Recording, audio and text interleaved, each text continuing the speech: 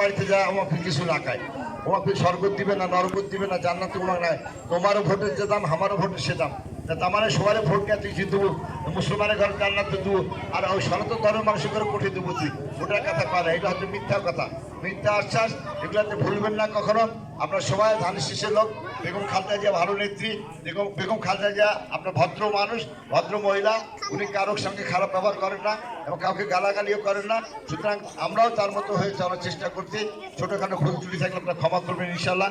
আগামী দিনে 26 সালের যে নির্বাচন, এই নির্বাচনে আপনারা সবাই ধানের শীষে ভোট দিয়ে আমাদেরকে জয়যুক্ত করবেন, এই বিশ্বাস বা এই দোয়া আমরা জানাই আপনাদেরকে।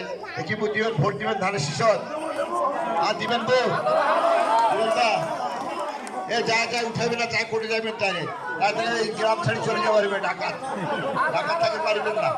হ্যাঁ ইনশাল্লাহ ভোট দিবেন না সবাই, ইনশাল্লাহ। চালাকি